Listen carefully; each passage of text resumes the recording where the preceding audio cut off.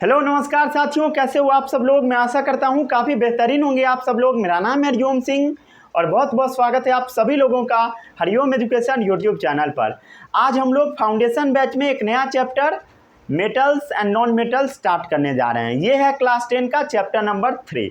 आज हम आपको पढ़ाएंगे क्लास 9th में जो आप पढ़े थे atomic number, number of electron, number of proton, number of neutron निकालना, उस सब के बारे में।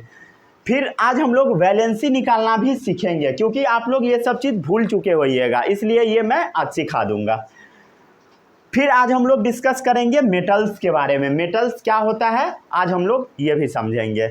और फिर हम लोग देखेंगे फिजिकल प्रॉपर्टीज ऑफ मेटल्स। ठीक है, चलिए इस लेक्चर को शुरू करते हैं। अगर आपको क्लास 9th वाला ये सब चीज़ आता है तो वीडियो को आप स्किप कर दीजिएगा लगभग आधा घंटा। ठीक है, अगर नहीं आता है तो देख लीजिए। अधिकतर बच्चे को नहीं ही आता है, शुरू से पढ़ाना पड़ता है। चलिए शुरू करते हैं इस चैप्टर को अब हम लोग।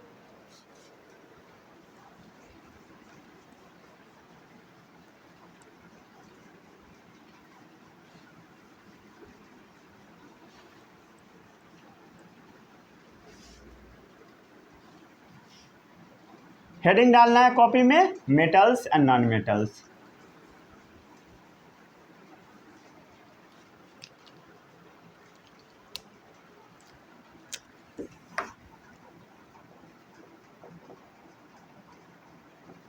Metals and non metals.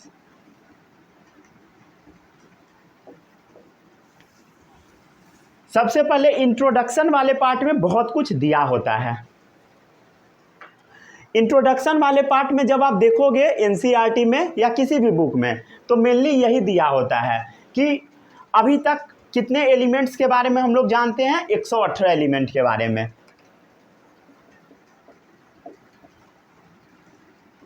और इस एलिमेंट को 3 ग्रुप में रखा गया है। कितने ग्रुप में बता?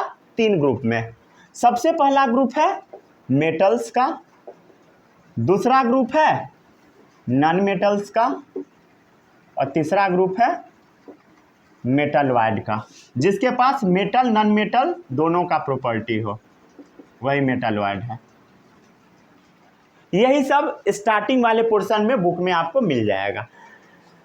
यही वो 118 एलिमेंट है जिससे हर चीज़ बना हुआ है। जो भी आपको दिखाई देता है वो सब बना हुआ है। मतलब हम लोग के जीवन के लिए जो भी इम्पोर्टेंट एलिमेंट है वो 118 ही है। समझ गए? लाइफ के लिए इम्पोर्टेंट है। अब आप एनसीईआरटी बुक जब देखोगे तो मेटल्स के बारे में बहुत सारा चीज़ दे रखा है, लेकिन वो चीज़ आपको अभी समझ में नहीं आएगा, क्योंकि आप 9th वाला भूल चुके होइएगा। अब जिन जिन बच्चों को आता है वो अब आधा घंटा स्किप कर लेंगे। ठीक है, अगर आपको नहीं आता है तो मैं सिखा देता हूँ। चलिए शुरू करते हैं अब हम लोग 9th वाला पार्ट। अगर आप लिख लिए हैं तो अच्छी बात है, नहीं लिखे हैं तो बैक जाके लिख लीजिए। ठीक है, और जो लोग नोट्स बनाना नहीं चाहते हैं तो वो डाउनलोड कर सकते हैं। कहाँ मिलेगा? डिस्क्रिप्शन बॉक्स और कमेंट बॉक्स में।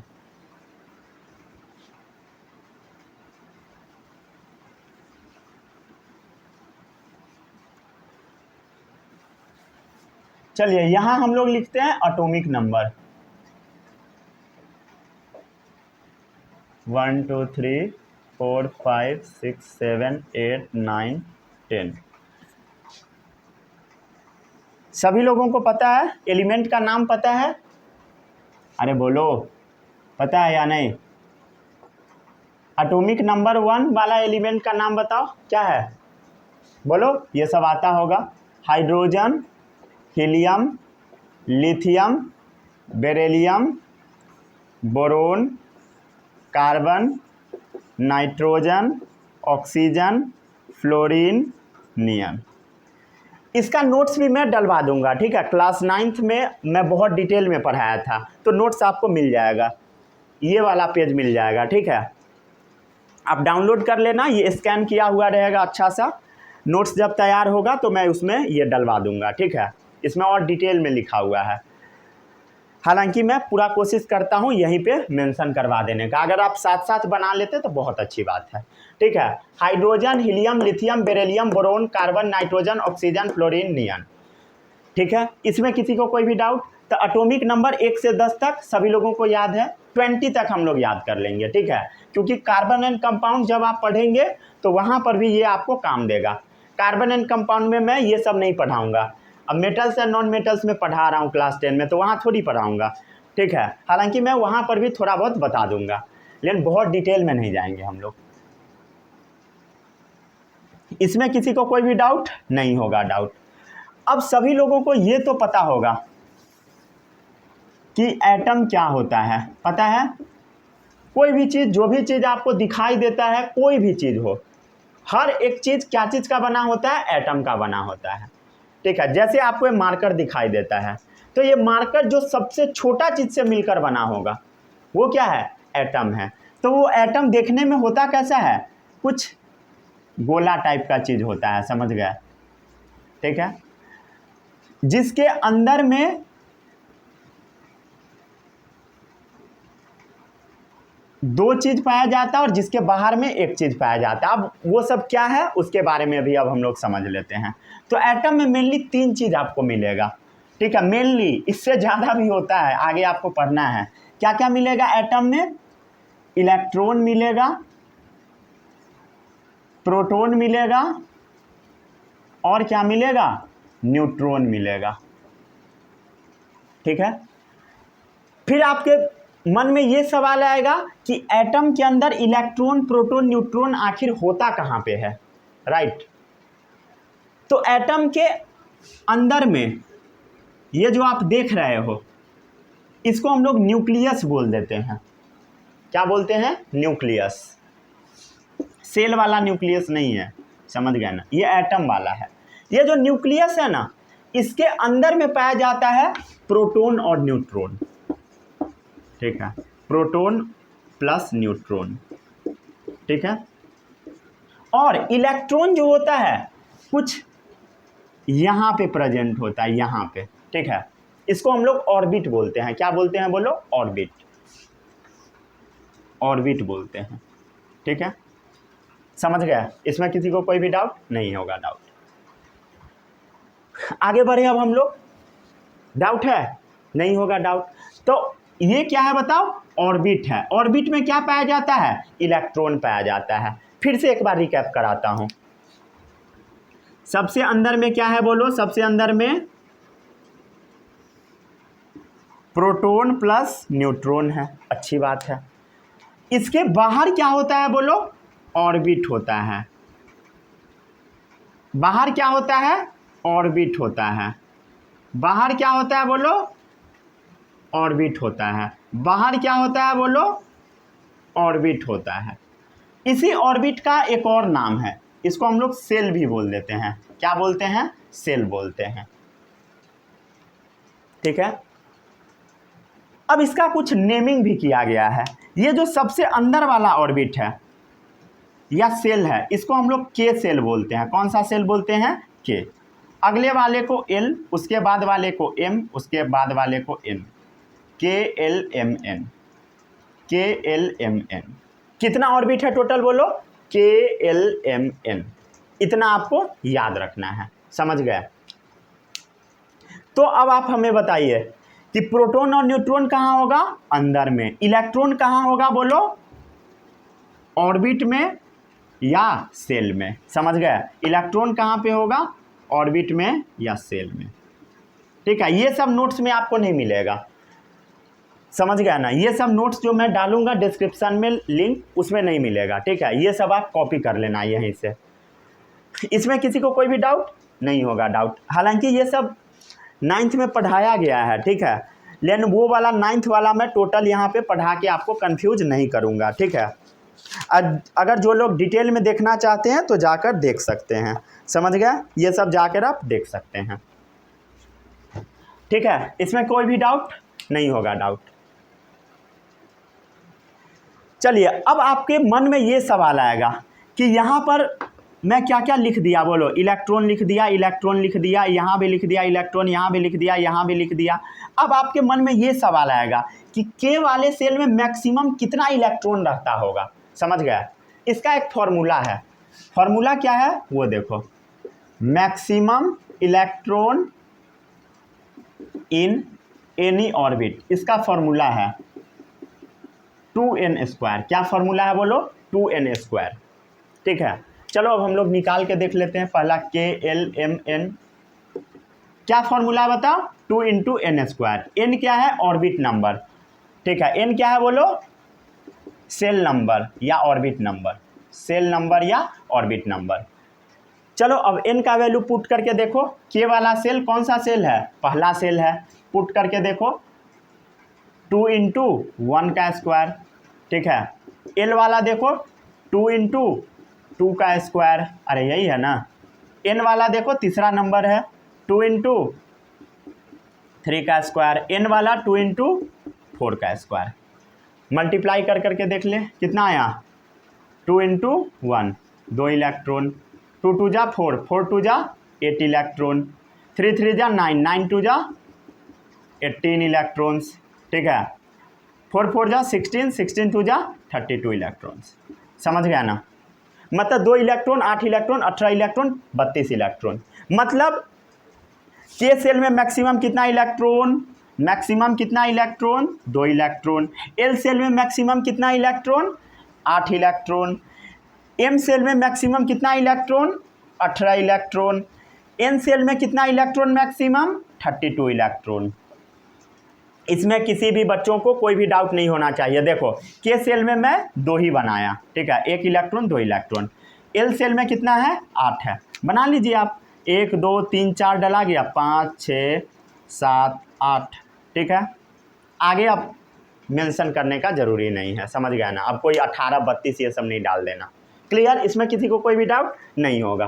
तो यही सब आपके नोट्स में मिलेगा 9th वाले में। ठीक है, इससे ज़्यादा पढ़ाने का ज़रूरत नहीं है। हालांकि जो मैं नोट्स दूंगा उसमें ये नहीं रहेगा मेंशन। ठीक है, ये सब बस ऐसे ही रिकैप करा दिया। ठीक है, समझ गए? एक पॉइंट और आपको याद रखना है। ठीक है, ये पॉइंट है maximum number of electron in, electron ही रहने दो, इलेक्ट्रॉन्स क्या लिखूं। ठीक है, maximum number of electrons in outer most orbit. सबसे बाहर वाला जो ऑर्बिट होगा उसमें बस 8 इलेक्ट्रॉन हम लोग मैक्सिमम रख सकते हैं। ये पॉइंट को भूलना मना है। ठीक है, ये पॉइंट यूज में आएगा। समझ गए ना? इसको याद रखिएगा, ये नोट पॉइंट है। ठीक है, आप अभी गलत करेंगे। समझ गए? ठीक है, इसको बस आप नोट डाउन कर लीजिए। चलो बताओ, जो जो मैं पूछता हूँ वो सब बताते जाना है। न्यूक्लियस के अंदर क्या क्या होगा? प्रोटॉन और न्यूट्रॉन। या कह दो न्यूक्लियस क्या चीज़ का बना है? प्रोटॉन न्यूट्रॉन का। 2 तरीके से कह सकते हैं हम लोग। इलेक्ट्रॉन कहाँ होगा? सेल में होगा या ऑर्बिट में होगा। इलेक्ट्रॉन एक्चुअल में मूव कर रहा होता है, घूम रहा होता है। कैसे घूमता है? 11th में पढ़ना है। ठीक है, एटम में आपको 10 में क्या क्या पढ़ना है? एटम में 4 सेल या ऑर्बिट होता है, KLMN। के में मैक्सिमम 2 इलेक्ट्रॉन, एल में 8, एम में 18, एन में 32। और मैं आपको क्या बात बताया? Maximum number of electron in outer most orbit. मतलब जो सबसे बाहर वाला ऑर्बिट होगा उसमें सिर्फ 8 इलेक्ट्रॉन मैक्सिमम जाएगा। इसको ऑक्टेट रूल भी हम लोग बोलते हैं। ये सब आपको 9th में पढ़ना था। ठीक है, इसको नोट कर लीजिए, इसको नोट कर लीजिए। इसके बाद मैं बहुत सारा चीज़ अभी लिखवाऊंगा। ठीक है, इसके बाद जो जगह खाली है उसमें ही नहीं नोट कर लेना है, नीचे कीजिएगा नोट। ठीक है, इसके बाद मैं कुछ कुछ लिखवाऊंगा। ठीक है, हो गया? नीचे में नोट करना है, उसी में सेट नहीं कर देना। ठीक है, चलो अब जो जो बताता हूं ध्यान देना है। ठीक है,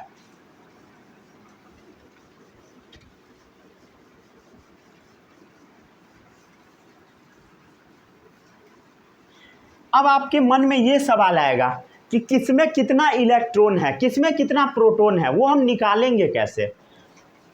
निकालने का तरीका बड़ा सिंपल है। जो एटॉमिक नंबर होता है, जो आपको ऊपर में लिखा हुआ दिखाई दे रहा है, ये एटॉमिक नंबर, ये एटॉमिक नंबर के बराबर होता है number of proton, number of proton. तो अब एक बात बता, यहाँ पे नंबर ऑफ प्रोटॉन, हाइड्रोजन में कितना? 1, हीलियम में 2 3 4 5 6 7 8 9 10 हो गया। नंबर ऑफ प्रोटॉन निकल गया। अरे नंबर ऑफ प्रोटॉन देखो कितना आसान था, एटॉमिक नंबर जितना उतना ही number of proton. Number of electron निकालना है, ये भी बहुत आसान है। ये कैसे निकलेगा भाई, ये भी निकलेगा। एटॉमिक नंबर जितना है उतना ही प्रोटॉन है और उतना ही इलेक्ट्रॉन भी होता है, मतलब नंबर ऑफ इलेक्ट्रॉन भी उतना ही है। ठीक है, लिख लेते हैं हम लोग नंबर ऑफ इलेक्ट्रॉन 1 2 3 4 5 6 7 8 9 10। ठीक है, मतलब 1 से 10 तक बस नंबरिंग कर देना है। मतलब number of electron, number of proton ये हम लोग निकाल चुके हैं। ठीक है, नोट्स में यही सब मेंशन किया होगा, देखो यही मेंशन है। सिंबल है atomic number, number of proton, number of electron. ठीक है, जितना इलेक्ट्रॉन उतना ही प्रोटॉन। नंबर ऑफ न्यूट्रॉन आपको निकालना नहीं है। ठीक है, नंबर ऑफ न्यूट्रॉन छोड़ देता हूँ क्योंकि वो कहीं काम आएगा नहीं। अगर जहाँ पे कहीं काम आएगा तो वहाँ पे मैं बता दूंगा आपको। तो नंबर ऑफ न्यूट्रॉन एक्चुअली याद थोड़ा बहुत करना पड़ता है। ठीक है, तो उसको मैं यहाँ पे नहीं लिखवाता हूँ, याद करके आपको मैं परेशान नहीं करवाऊँगा। ठीक है, याद करवा के। अब मैं आपको सिखाता हूँ डिस्ट्रीब्यूशन ऑफ इलेक्ट्रॉन। क्या सिखाऊंगा बता, डिस्ट्रीब्यूशन ऑफ इलेक्ट्रॉन। जो काम का चीज़ है वो सिखाऊंगा, डिस्ट्रीब्यूशन ऑफ इलेक्ट्रॉन। ठीक है, डिस्ट्रीब्यूशन ऑफ इलेक्ट्रॉन अब हम लोग सीख लेते हैं। बोलो कितना एटम में सेल था, जो अभी मैं आपको पढ़ाया उसमें कितना था, 4, KLMN 4 सेल था टोटल। ठीक है, चलिए अब एक एक करके हम लोग डिस्कस कर लेते हैं। थोड़ा बहुत फोटो वगैरह भी बना लेंगे ताकि देखने में अच्छा लगे। सबसे पहला है हाइड्रोजन। एक बात बता, हाइड्रोजन का पहले हम लोग फोटो बनाते हैं। सबसे अंदर में क्या होगा बोलो, सबसे अंदर में क्या होगा, प्रोटॉन प्लस न्यूट्रॉन। न्यूक्लियस में क्या होगा, प्रोटॉन प्लस न्यूट्रॉन। ठीक है, इसके बाहर क्या होगा बोलो, इसके बाहर क्या होगा, इलेक्ट्रॉन होगा। समझ रहे हो, इसके बाहर क्या होगा, ऑर्बिट के अंदर इलेक्ट्रॉन होगा। अब आपसे जो मैं पूछता हूं वो बताइए, हाइड्रोजन में इलेक्ट्रॉन कितना है, 1 है।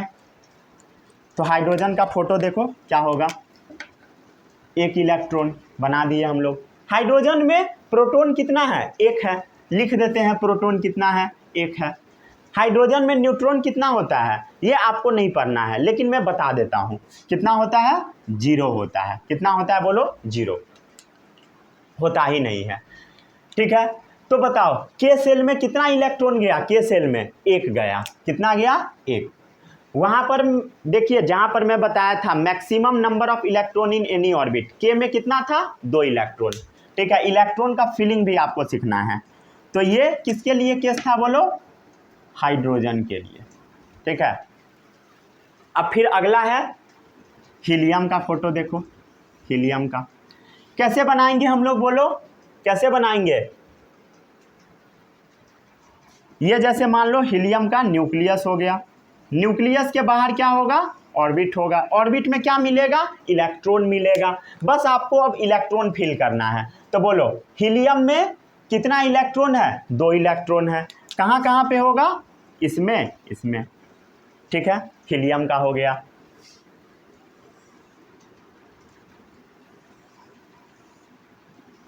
ठीक है, 2 हो गया। अब तीसरे में हम लोग आ जाते हैं, के सेल में 2 इलेक्ट्रॉन जा चुका है। अरे पहला वाला सेल कौन सा सेल होता है बोलो, के सेल। ये कौन सा सेल है, के सेल है। ठीक है, अब अगले वाले सेल में हम पहुंच जाते हैं। अब देखो लिथियम, लिथियम में अगले वाले सेल में अब हम लोग पहुंचेंगे। ये तो अंदर में प्रोटॉन और न्यूट्रॉन होगा ही होगा, समझ गया, सब में। ये अंदर में क्या होगा, प्रोटॉन प्लस न्यूट्रॉन। समझ में आ रहा है सभी बच्चों को, proton plus neutron, proton plus neutron इसमें होगा। अब बोलो कितना इलेक्ट्रॉन का फिलिंग इसमें करना है, 3 इलेक्ट्रॉन है। तो 2 इलेक्ट्रॉन कहाँ जाएगा, पहले सेल में 2 ही इलेक्ट्रॉन जाता है के में, याद करो अभी थोड़ी देर पहले पढ़ाया था। फिर अगला जो सेल है एल सेल है। कौन सा सेल है? एल सेल है। एल में कितना इलेक्ट्रॉन जाएगा? 3 टोटल इलेक्ट्रॉन है, 1 2 फिल हो चुका है, तीसरा किस में जाएगा? इस सेल में जाएगा। ये कौन सा सेल है बोलो भाई, बोलो। ये है के सेल, ये है एल सेल। समझ में आ रहा है? तो के सेल में कितना इलेक्ट्रॉन गया बोलो? 1 1 2। और एल में कितना गया? 1 गया। समझ आ गया? चलो अब आपको सीधा बताते जाना है, मैं पूछूंगा बताते जाना है। अब ये फोटो सब नहीं बनवाऊंगा, फोटो सब बनाना आपका होमवर्क रहेगा, ठीक है। और हो सके नोट्स में मैं आपको फ़ोटो भी डलवा दूंगा। चेक कर लेता हूँ 9th में पढ़ाया था कि नहीं। 9th में पढ़ाया था, देखो 9th में फ़ोटो भी बनवाया था, इसको भी अपडेट करवा दूंगा, ठीक है, नोट्स में, ठीक है, इसको भी नोट्स में अपडेट करवा दूंगा। आगे बढ़े अब हम लोग। चलिए अब हम लोग सीधा सीधा लिखना सीखते हैं। अब 4 इलेक्ट्रॉन है तो कैसे लिखेंगे बोलो? अब सीधा सीधा सीखो, ठीक है, ट्रिक लगा के। अब ऐसे ये सब करने वाला काम फालतू है, समझ गया ना? आप कर लीजिएगा, ये आपका होमवर्क है। होमवर्क क्या है? होमवर्क क्या है? 1 से लेकर 20 एलिमेंट का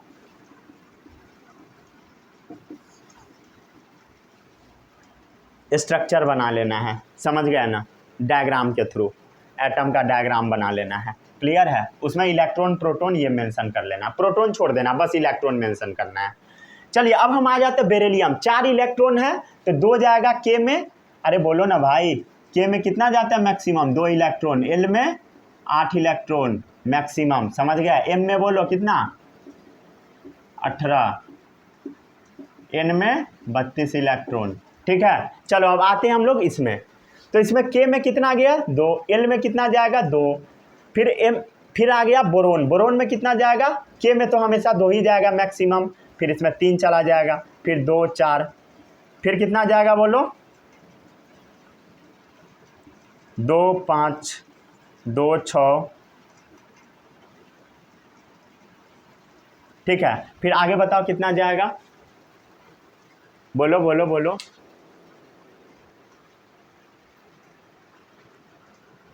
बोलो कितना इलेक्ट्रॉन हो चुका है? हो गया 2 7। बोलो आगे, अरे बोलो ना भाई, कितना जाएगा? 2 हो गया।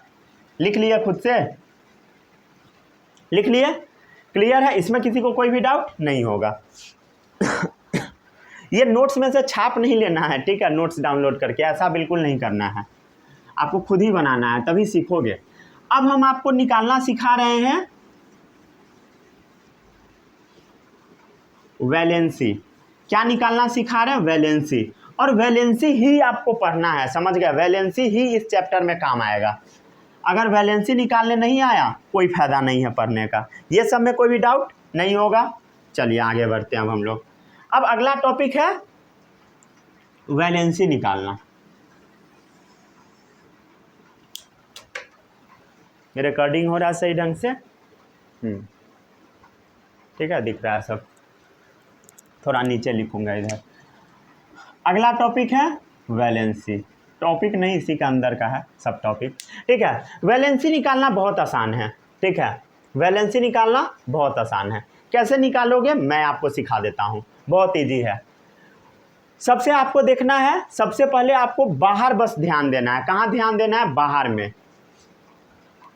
चलो बताओ, बाहर में ध्यान देना मतलब इसमें ध्यान देना, सबसे बाहर यही है, इसमें भी इस पर ध्यान देना है, फिर इसमें इस पर, फिर इसमें सब में बाहर ध्यान देना है, ठीक है, बाहर बस ध्यान देना है, ठीक है। मतलब आपको क्या ध्यान देना है? आउटर मोस्ट सबसे बाहर वाला जो सेल है उसके इलेक्ट्रॉन को देखना है। आउटर मोस्ट सेल के इलेक्ट्रॉन को देखना है, समझ गया? क्या चीज़ के लिए? वैलेंसी के लिए। अगर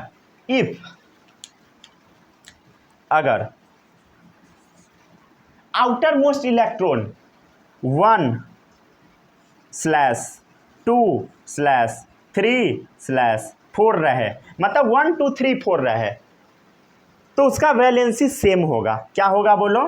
वैलेंसी उसका सेम होगा। क्या होगा बोलो? वैलेंसी सेम होगा। अब आप लिखने का कोशिश करो, ठीक है, जैसे आता है वैसे ही लिखो, ठीक है, जो मैं आपको पढ़ाया उसी के अनुसार बस लिखो। अभी जो आता है सही गलत वो लिखो, ठीक है, लिखो। इसमें आउटर मोस्ट सेल में कितना इलेक्ट्रॉन है?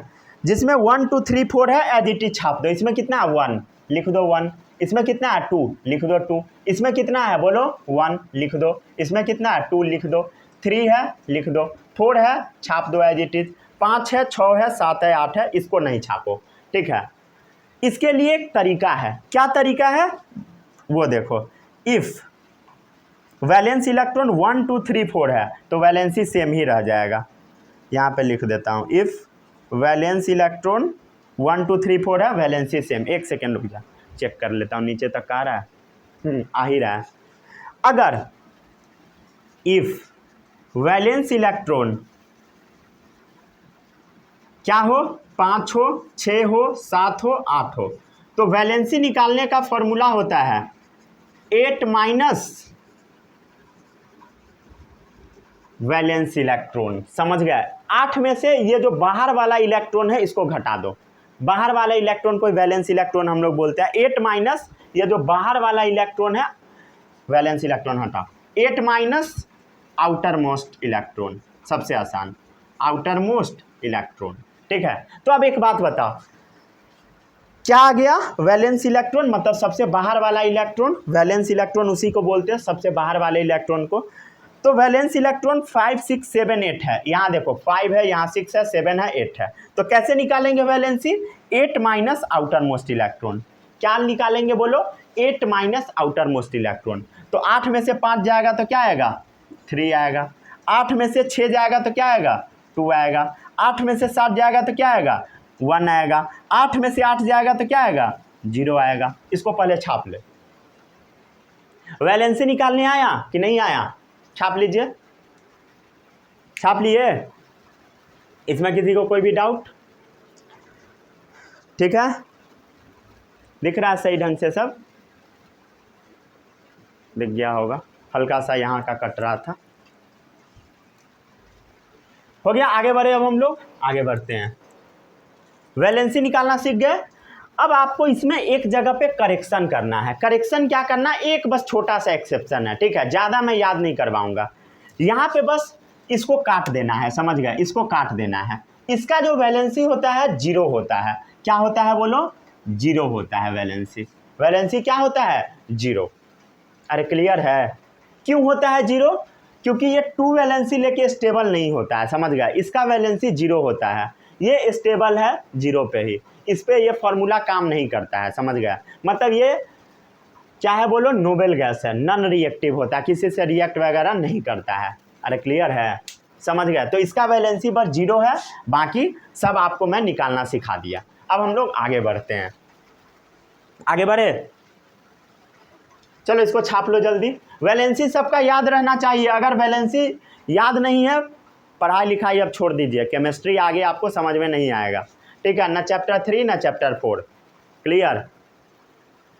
अरे मैं सच बता रहा हूँ भाई, सच बता रहा हूँ, समझ में नहीं आएगा।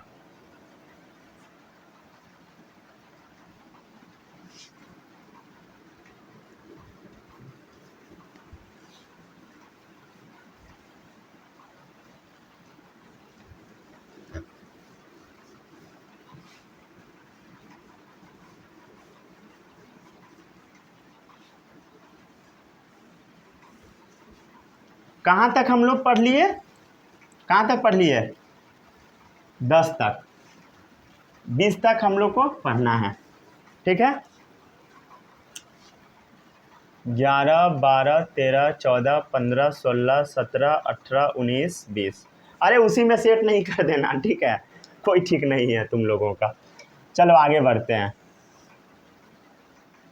सारा बच्चा खुद से लिख के दिखाओ, ठीक है? खुद से। 20 तक याद है सभी लोगों को? बोलो यहाँ से क्या होगा? लिख दूं?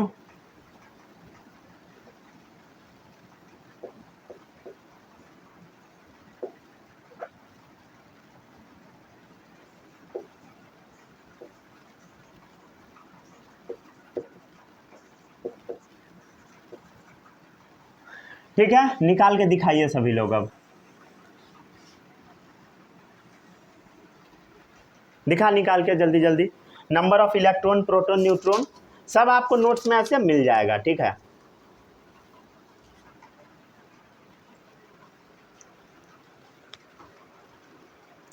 हो गया?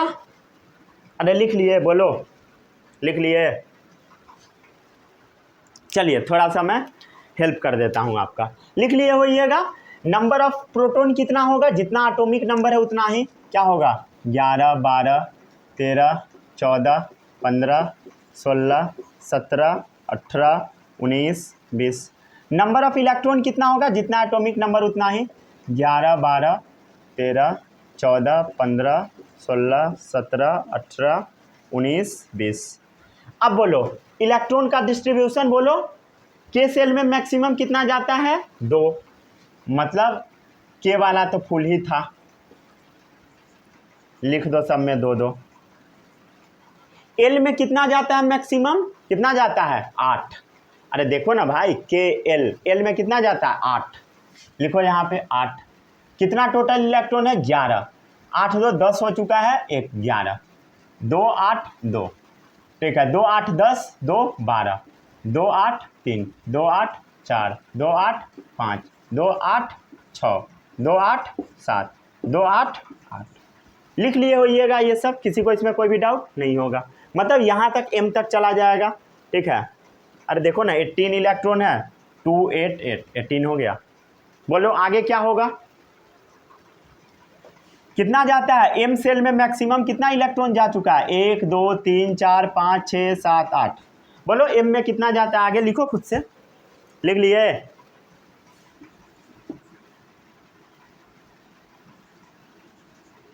अरे एम में 18 जाता है मैक्सिमम। अरे लिख लिए? चलिए यहाँ पर आपको फिर से करेक्शन करना है, इस दोनों को काट देना है। अभी मैं आपको एक पॉइंट बताया था, क्या पॉइंट बताया था, आउटर मोस्ट सेल में मैक्सिमम 8 इलेक्ट्रॉन बस फिल होता है। फिर से सुनना, अभी जो बोला था नोट वाला पॉइंट है थोड़ी देर पहले, क्या मैं बोला था वहाँ पे, आउटर मोस्ट सेल में मैक्सिमम 8 इलेक्ट्रॉन जाता है। यहाँ देखो ये आउटर मोस्ट सेल है, इसमें 9 इलेक्ट्रॉन चला गया, यहाँ 10 चला गया, खत्म, गलत हो गया।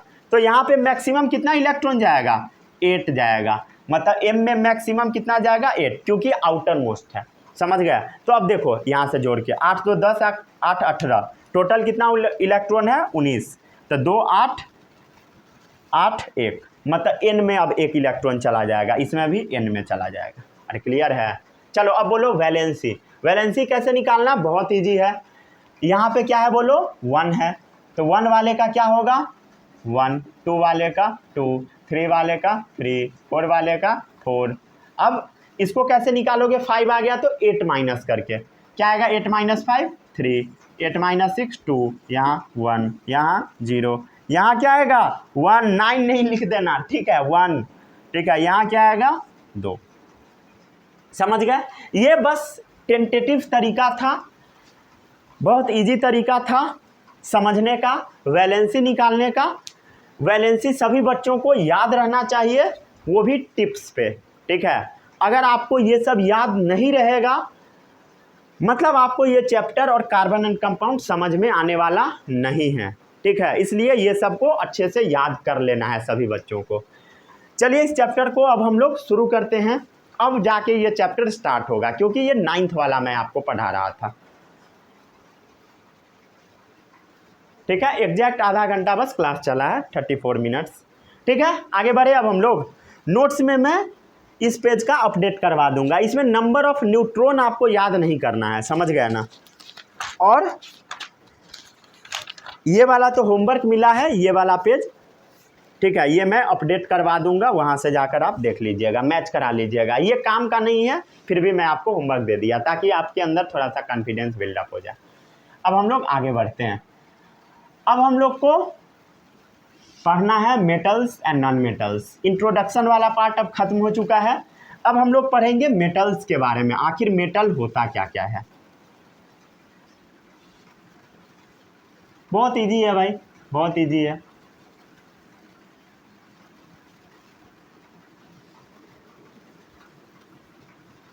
जो भी चीज़ें मैं आपको बताऊंगा सब जनरली ऐसा होता है, समझ गया ना, सबका एक्सेप्शन प्रेजेंट है, ठीक है। कोई भी रूल को एकदम मान नहीं लेना है कि ये मैं बोल दिया मतलब एकदम सही है, समझ गया ना, हर चीज़ का एक्सेप्शन मिलेगा, केमिस्ट्री है भाई, समझ रहे हो। चलिए अब हम देखते हैं मेटल्स के बारे में, मेटल्स आखिर होता क्या है।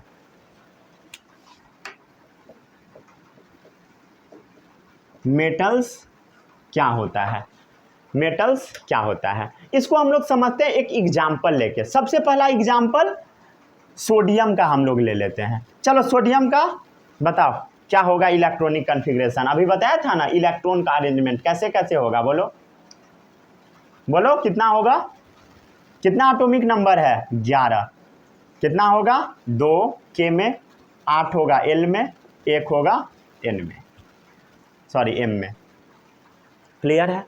281 होगा, अरे यही होगा ना अरेंजमेंट में। अब एक बात बताओ, अब एक बात बताओ, क्या बताना है आपको, क्या सोडियम इस इलेक्ट्रॉन को अपने पास रखना चाहेगा, बोलो नहीं रखना चाहेगा।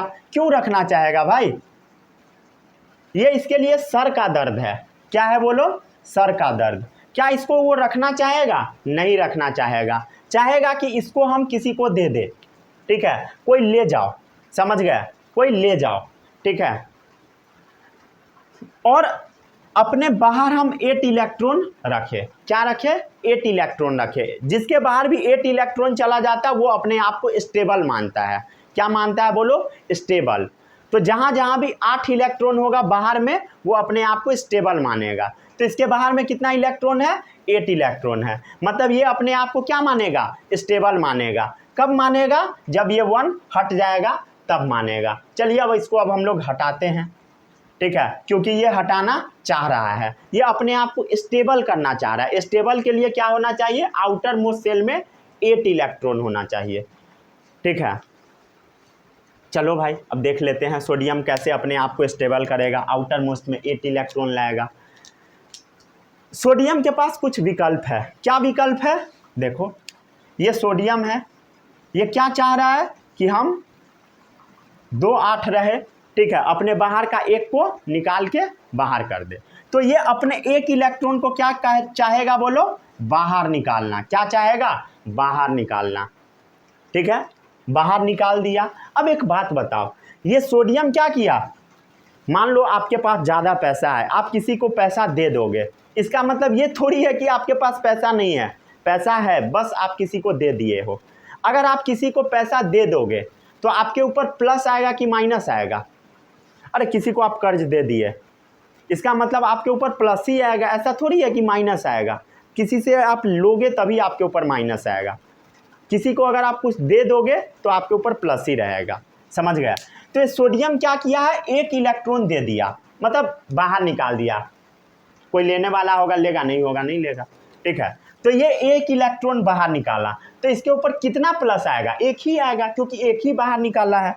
तो कितना प्लस आएगा बोलो, 1 प्लस आएगा, क्लियर। मतलब Na प्लस का जो वैलेंसी होगा 28 होगा, क्या होगा बोलो, 28 होगा, समझ गया, ठीक है।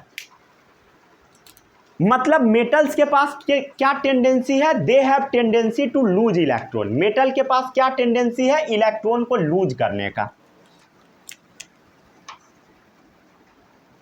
They have tendency to lose electron, metals के पास टेंडेंसी है इलेक्ट्रॉन लूज करने का। और इलेक्ट्रॉन लूज करने के बाद ये क्या बन गया, एंड फॉर्म पॉजिटिव आयंस। कैसा आयन बन गया, आयंस क्या होता है, चार्ज वाला चीज, ये कैसा बन गया मेटल, पॉजिटिव चार्ज वाला बन गया। आयंस मतलब क्या होता है, चार्ज वाला, मतलब ये पॉजिटिव चार्ज वाला बन गया। अरे देखो ना भाई, पॉजिटिव चार्ज वाला बन गया, क्या करके बना, इलेक्ट्रॉन लूज करके बना। जो इलेक्ट्रॉन लूज करता है उसके ऊपर पॉजिटिव चार्ज आ जाता है। मतलब मेटल क्या है, they have tendency to lose electron, tendency है इलेक्ट्रॉन को बाहर निकालने का, and form positive charge ions, clear है। चलिए अब इसका डेफिनेशन जब आप मेटल्स का देखेंगे बुक में, तो ये मेटल्स के बारे में लिखा होता है elements that are electropositive in nature. क्या लिखा होता है बोलो? एलिमेंट्स, अरे मेटल तो एलिमेंट्स ही है ना, सोडियम क्या है? एलिमेंट है। Elements that are electropositive in nature, electropositive in nature, जो इलेक्ट्रोपॉजिटिव इन नेचर का होता है उसी को हम बोलते हैं metals, are called metals, electropositive in nature. अब आपके मन में ये सवाल आएगा कि इलेक्ट्रोपॉजिटिव आखिर होता क्या है? ठीक है, इलेक्ट्रोपॉजिटिव का मतलब यहां पर लिखा हुआ है जिसके पास इलेक्ट्रॉन लूज करके पॉजिटिव चार्ज अपने ऊपर फॉर्म करवा लेने का टेंडेंसी होता है, वही मेटल है। मतलब जो इलेक्ट्रॉन को लूज करवा के, मतलब इलेक्ट्रॉन को लूज करवा के अपने ऊपर पॉजिटिव चार्ज ले आए, वही इलेक्ट्रोपॉजिटिव है। मतलब इलेक्ट्रोपॉजिटिव का मतलब क्या है? They have tendency to lose electron, मतलब लूज इलेक्ट्रॉन करेगा अपने ऊपर पॉजिटिव चार्ज ले आएगा, वही इलेक्ट्रोपॉजिटिव का मतलब है। अब आपको समझ में आ चुका होगा, समझ गए? फिर इसका कुछ एग्जाम्पल देख लो। किसका एग्जाम्पल? मेटल्स का। जैसे हो गया कॉपर, एल्यूमिनियम, सिल्वर, बहुत सारा है, समझ गया? Aluminium, sodium etcetera. अरे क्लियर है? ठीक है, हो गया। अब हम लोग केमिकल प्रॉपर्टी जब पढ़ेंगे मेटल्स का, तो वहां पर इसके बारे में और डिटेल में हम देखेंगे। अभी हम क्या करते हैं, अब मेटल्स का कुछ फिजिकल प्रॉपर्टी देख लेते हैं। ठीक है, फिजिकल प्रॉपर्टी। फिजिकल प्रॉपर्टी ऐसे आसान होता है, ठीक है, खाली इसका थोड़ा बहुत एक्सेप्शन आपको याद कर लेना होगा, क्योंकि एक्सेप्शन से क्वेश्चन आ जाते हैं। ठीक है, हेडिंग लगा लीजिए यहीं पर, physical properties of metals. Physical, अरे समझ आ रहा है कि नहीं आ रहा? प्रॉपर्टीज ऑफ मेटल्स, बोलो आ रहा है? अब यहाँ से समझ में आएगा, ठीक है। थोड़ा अभी मैं जो पढ़ा रहा था ये कॉम्प्लेक्स टॉपिक था, ठीक है, आपको थोड़ा समझने के लिए जोर लगाना पड़ेगा, समझ गए? चलिए आगे बढ़ते हैं दिमाग के ऊपर। ठीक है, अब देखते हैं हम लोग फिजिकल प्रॉपर्टीज ऑफ मेटल्स। अब ये इजी टॉपिक सब आ गया। सबसे पहला प्रॉपर्टी क्या है बोलो? ये सब आप पढ़ते आए होइएगा। मैलिएबिलिटी। मैलिएबल का मतलब क्या होता है? पिटने के बाद जो थिन शीट में कन्वर्ट हो जाए, ठीक है, पिटाई करने के बाद चादर बन जाए, मतलब पतला सा शीट बन जाए, समझ गया? वही मेटल्स है। बीटन के बाद थिन शीट में कन्वर्ट हो जाए, समझ गया? वही क्या है? मेटल्स है। जैसे हो गया सिल्वर, गोल्ड, ये सब एग्जाम्पल हो गया। सिल्वर है, गोल्ड है, औरम, एयू से लिखते हैं गोल्ड को। अरे बोलो, समझ आ रहा है? सबसे ज़्यादा होता है गोल्ड, पहले गोल्ड ही लिख देता हूँ तब लिखता हूँ सिल्वर। एयू मतलब गोल्ड, एजी मतलब सिल्वर, सोच बदलो सोच, ठीक है। तो एयू हो गया, सिल्वर हो गया, ठीक है। ये जो है एयू और सिल्वर, ये मोस्ट मेलिएबल है, मतलब सबसे ज़्यादा मेलिएबल होता है, मतलब पिटने के बाद बहुत ज़्यादा फैलता है, समझ गए? Most malleable. तो एग्जाम में आएगा कि मोस्ट मेलिएबल क्या है, जल्दी से पिट के आ जाना। क्या चीज़? गोल्ड और सिल्वर, समझ गए? समझ रहे हो ना? मतलब इसका सीट बढ़िया बनता है सोना चांदी का, ठीक है, तुम इसी का सीट बनवाना। चलो आगे बढ़ते हैं, क्योंकि बढ़िया बनता है। मेटल्स के बारे में हम लोग देख रहे हैं, क्या देख रहे हैं अभी? Physical property.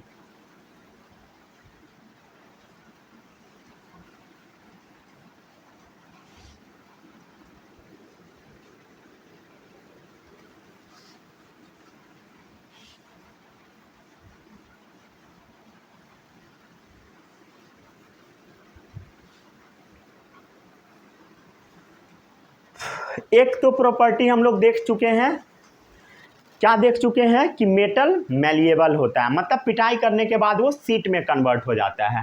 ये था आसान सा प्रॉपर्टी। ठीक है, इसमें आपको याद बस रखना है मोस्ट मैलिएबल कौन सा मेटल है, सिल्वर गोल्ड। अब अगला है डक्टिलिटी।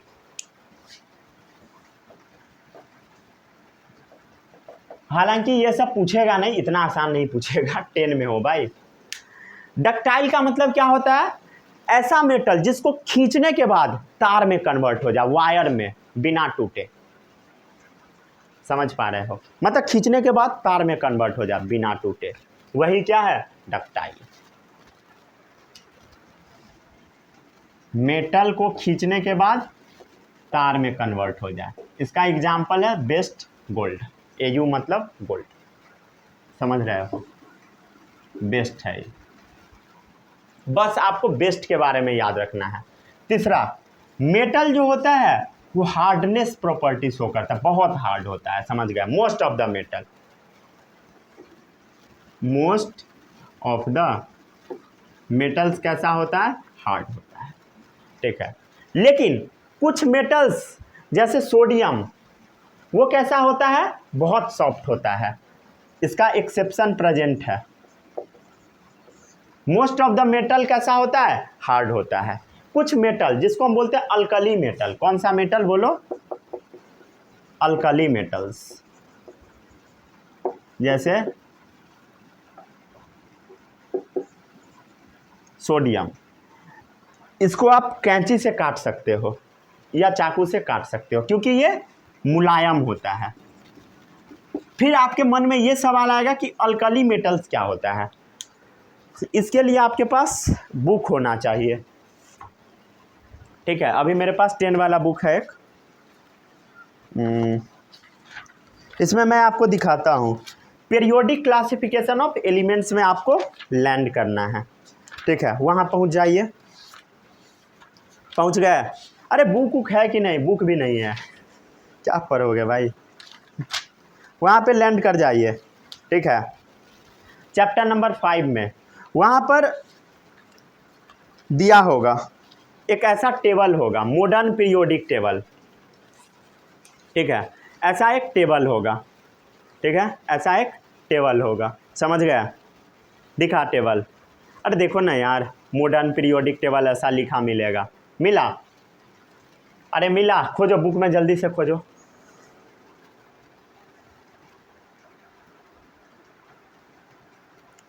पहुंच गए, पहुंच गए। यहाँ पर आपको सबसे पहले एक लाइन ऐसा दिखेगा, ऊपर से नीचे जाता हुआ, हाइड्रोजन के नीचे क्या मिला, lithium, sodium, potassium, rubidium, caesium, francium. ये जो आप देख रहे हो इसी को हम बोलते हैं अल्कली मेटल। कौन सा मेटल, अल्कली मेटल।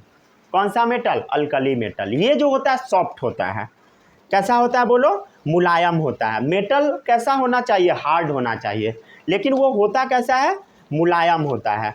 अधिकतर मेटल कैसा होता है, हार्ड होता है, लेकिन ये क्या होता है, मुलायम होता है। आप इसको कैंची से इजीली कट कर सकते हो, इसी को हम क्या बोलते हैं, अल्कली मेटल। तो आपके बुक में मेनली 2 एग्जाम्पल देता है, सोडियम और पोटेशियम का। ठीक है, ये कैसा है, सॉफ्ट है, समझ गए। सॉफ्ट है मतलब इजीली आप कट कर सकते हो, चाकू से। लिखना है तो लिख लीजिए, चाकू से भाई, कैंची से, कैंची से कौन काटेगा,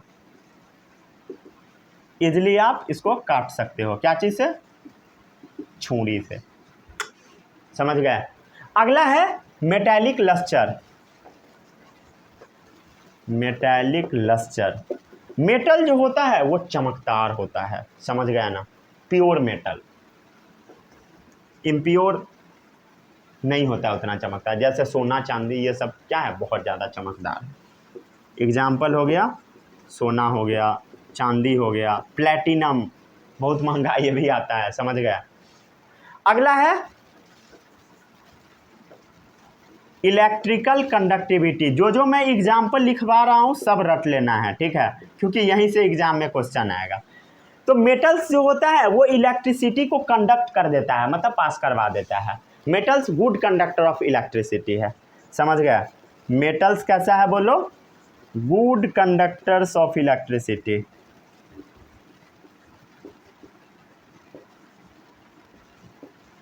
सॉलिड फॉर्म में। किस फॉर्म में बोलो भाई?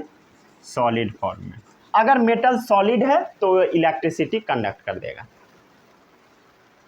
फिर आपके मन में ये सवाल आएगा, इलेक्ट्रिसिटी आखिर वो कंडक्ट क्यों करेगा? ठीक है, आपको मैं क्या बताया था, मेटल्स। आप ध्यान दो, ध्यान दो, वो जो अभी आप चार्ट बनाए हो उसमें जाओ, चार्ट में पहुंच जाओ, वहां पर आप देखिए होइएगा, जिसका वैलेंसी मैं जब आपको लिखना सिखाया था तो आप देखिए मेटल में जहां पे 1 2 3 नजर आपको आ रहा होगा, आउटर मोस्ट सेल का इलेक्ट्रॉन 1 2 3 1 2 3, वो सबका सब क्या है बोलो? मेटल है। क्या है बोलो? मेटल है। जिसका वैलेंसी 1 2 3 था, सबका सब क्या है? मेटल।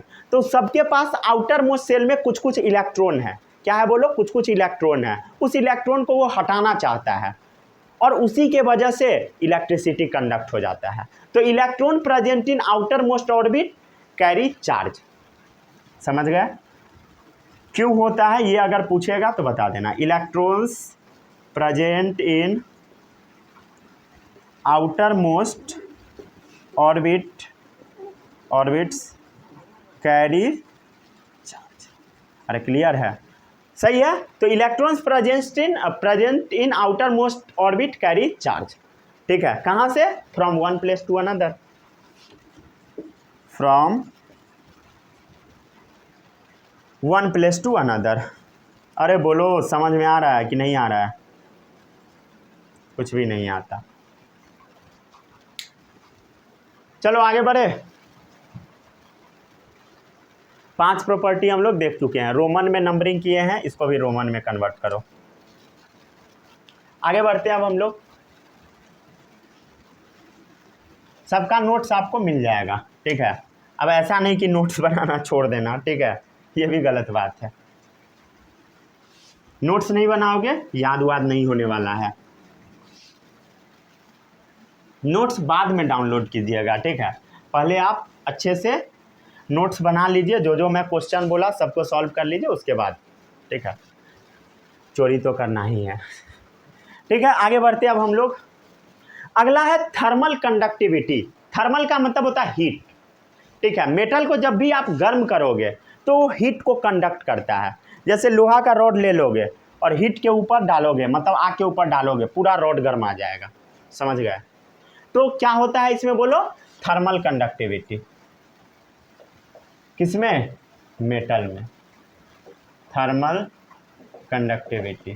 थर्मल मतलब क्या होता है? हीट। मेटल क्या करता है? हीट का कंडक्शन, मतलब ये गुड कंडक्टर है हीट का, गुड कंडक्टर है हीट का मेटल। अरे क्लियर है? एक्सेप्शन इसका है मर्क्यूरी मेनली, Hg मर्क्यूरी, ये भी है Pb, ठीक है। दो गो है, दोनों याद कर लेना। समझ गया ना? ये भी पूछ सकता है कि बेस्ट कंडक्टर कौन सा है। बेस्ट कंडक्टर ये भी याद रखना है, कॉपर और Ag, ठीक है। यही सब बुक में मेनली दिया होता है।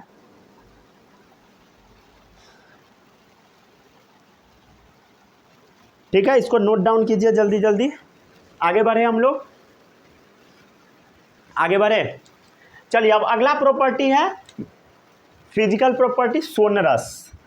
मेटल कैसा होता है? सोनरस होता है। सोनरस मतलब पीटोगे तो आवाज फेंकेगा। मेटल्स को अगर पीटोगे तो आवाज निकलेगा। मेटल से क्या होगा बोलो? साउंड प्रोड्यूस होगा। जब भी आप उसको स्ट्रक करोगे तब साउंड रिलीज होगा। जैसे घर में जो घंटी लगा होता है वो भी क्या चीज का बना होता है? मेटल्स का, ठीक है। पूजा वाला घंटी, पूजा के टाइम जो बजाया जाता है, समझ गए? चलिए आगे बढ़े अब हम लोग। मेटल्स का अब हम लोग अगला प्रॉपर्टी देख लेते हैं, डेंसिटी। डेंसिटी क्या होता है सभी लोगों को पता है?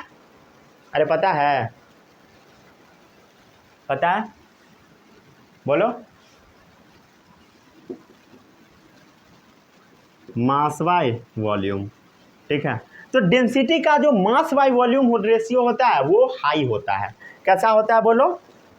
ज़्यादा होता है। क्यों ज़्यादा होता है?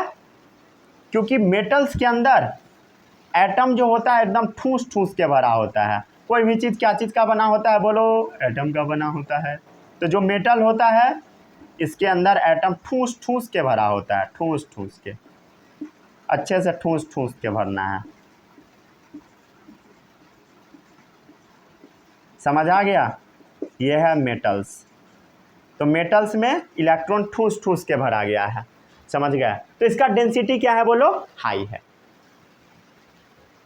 क्यों हाई है पता लग गया? क्योंकि इसका जो एटम्स है, जो ये एटम सब है, जो इसका कॉन्स्टिट्यूएंट एटम है, जिस चीज़ से मिलके ये बना है वो बहुत ज़्यादा क्लोज है। कॉन्स्टिट्यूएंट एटम क्लोजली पैक्ड है। Constituent atoms closely packed. अरे दिखाई दे रहा है कि नहीं? ठीक है, इसको नोट डाउन कीजिए। ठीक है, नोट डाउन कीजिए।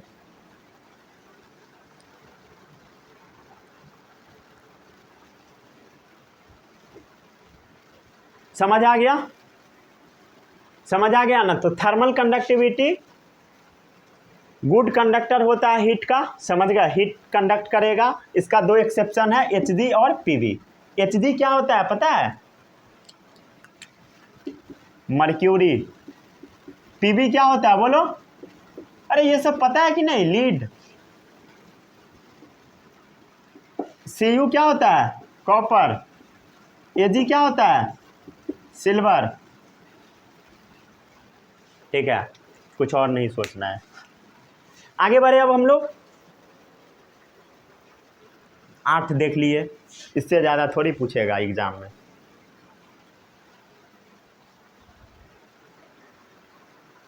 चलो आगे बढ़ते हैं, एक दो और प्रॉपर्टी देख लेते हैं। मेल्टिंग पॉइंट, बॉइलिंग पॉइंट, ये सब भी देख ही लेते हैं। एक ही में लिख देता हूँ दोनों, ठीक है?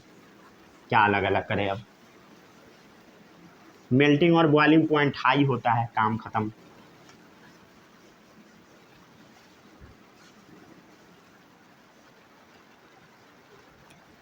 क्या प्रॉपर्टी होगा? 9वां, रोमन नंबर में नंबरिंग कीजिएगा, ठीक है? मेल्टिंग एंड बॉइलिंग पॉइंट कैसा होगा बोलो? हाई की लो? ऑफ कोर्स हाई होगा, समझ गए? मतलब मेटल बहुत ज़्यादा हीट देने के बाद पिघलेगा और बॉयल भी होगा। क्यों? क्योंकि इसका जो अभी आप देखे थे, इस डब्बा का जो अट्रैक्टिव फोर्स था, मतलब ये जैसे मान लो मेटल है तो इसके अंदर जो एटम सब है, ठीक है, एटम जो है ये इसको अच्छे से खींचेगा अपने पास और ये भी इसको खींचेगा अपने पास, मतलब दोनों आपस में एकदम अच्छे से चिपका रहेगा, इसलिए, समझ गए? इसलिए इसको मेल्ट करना, तोड़ना बड़ा मुश्किल है, समझ गए? अट्रैक्टिव फोर्स वेरी स्ट्रांग है इसका। अट्रैक्टिव फोर्स वेरी स्ट्रांग, तोड़ पाना बड़ा मुश्किल है, समझ गए? Very strong. अरे पता लग गया ना क्यों अट्रैक्टिव फोर्स स्ट्रांग है? क्योंकि एटम्स क्लोजली पैक्ड है, एकदम ठूस ठूस के पैक्ड है। ये वाला फोटो नहीं बनाना, ठीक है? ये फोटो नहीं बनाना, पहले आप बना ही चुके हो। क्या बनाओगे ये, समझ गए? इसका भी कुछ एक्सेप्शन है। Mercury, gallium, except mercury, gallium, कुछ अल्कली मेटल्स, अल्कली मेटल्स, समझ गया? पता लग गया? अरे क्लियर है? एक चीज़ और याद रखना है आपको, ये भी एग्जाम में आ जाता है। हाईएस्ट मेल्टिंग पॉइंट किस मेटल का होता है बोलो? किसका होता है? बल्ब का फिलामेंट जिस चीज़ का बना होता है, टंगस्टन का। देखिए वो वाला बल्ब, ठीक है?